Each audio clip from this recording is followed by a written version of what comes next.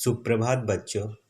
मैं आपका अशोक सर कक्षा चौथी के लिए पाठ 1 तथा शब्द विचार लेकर प्रस्तुत हुआ हूँ। बच्चों, आपकी सुविधा के लिए मैं इसे 2 भाग में बांटकर प्रस्तुत कर रहा हूँ।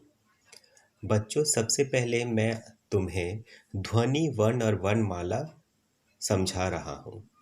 ध्वनि अर्थात साउंड। जब हम बोलते हैं तब हम अनेक ध्वनियों का प्रयोग करते हैं। अर्थात बच्चों, अगर समझने के लिए मैं बताना चाहता हूँ कि मैं जो तुम्हारे से बातचीत कर रहा हूँ, तो यहाँ बोलते वक्त मेरे मुंह से कई आवाज़ या साउंड निकल रहा है, इसे ही ध्वनि कहेंगे।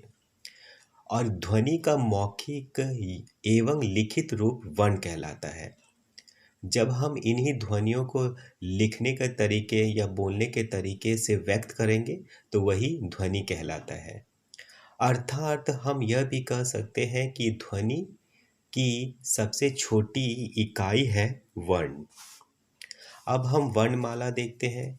वर्णों के समूह अर्थात ग्रुप ऑफ वर्ण का जो ग्रुप है या समूह है उसे ही वर्णमाला कहेंगे।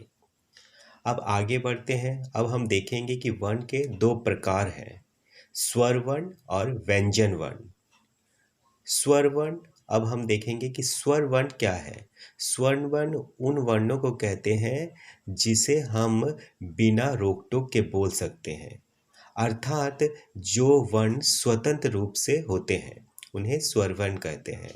अ, आ, छोटी, बड़ी, इस तरह हम देखेंगे कि कुल 11 स्वर वर्ण हैं।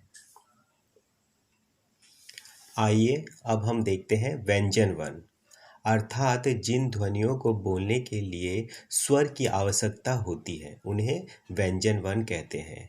बच्चों, आप जब भी व्यंजन वर्ण के उच्चारण करेंगे तो आप पाएंगे कि इसमें स्वर वर्ण भी जुड़े रहते हैं।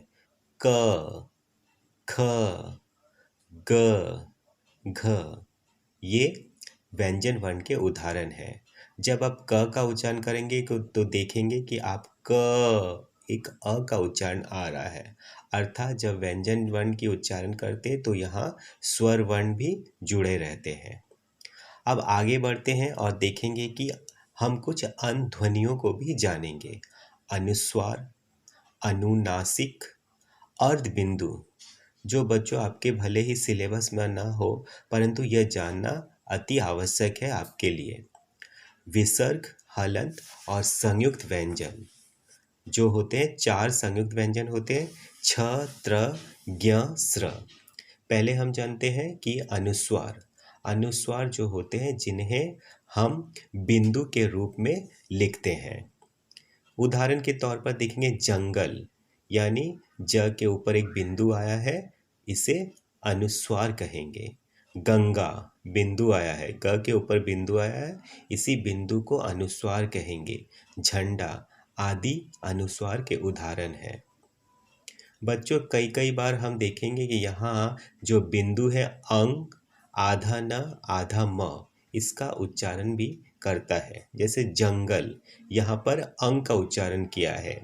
खंभा, यहाँ पर आधा म का उच्चारण कर रहा है। नन्हा, आधा न का उच्चारण कर रहा है। तो इसी प्रकार हम अनुस्वार को जानेंगे।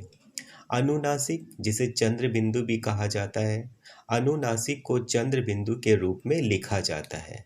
अर्थात इसके उदाहरण हो सकते हैं माँ, जिसमें चंद्र बिंदु का प्रयोग किया जाता है, आँख, उंगली इत्यादि, जहाँ पर हम चंद्र बिंदु अर्थात अनुनासिक का प्रयोग करते हैं। अर्धबिंदु, बच्चों यह अर्धबिंदु तुम्हारे लिए जानना जरूरी है। कई अंग्रेजी शब्द होते हैं जिन्हें हम हिंदी में भी प्रयोग करते हैं और इन्हीं शब्दों में हम अर्धबिंदु का प्रयोग करते हैं। अर्धबिंदु का किस तरह से हम लिखेंगे? जो चंद्र बिंदु होता है ना, बिल्कुल उसी तरह, पर हम बस बिंदु नहीं देंगे तो उसे अर्ध बिंदु कहेंगे। अंग्रेजी शब्द जैसे कॉलेज, ऑफिस, चॉकलेट, चाक, तो ये जो शब्द होते हैं इसे हम हिंदी में भी लिख सकते हैं, केवल यहाँ हम अर्ध बिंदु का प्रयोग करेंगे। अब बच्चों, मैं इसका दूसरा भाग लेकर प्रस्तुत हूँगा, जिसमें हम जानेंगे कि विसर्ग क्या है, हलंत क्या है और संयुक्त व्यंजन क्या है। तब तक के लिए धन्यवाद।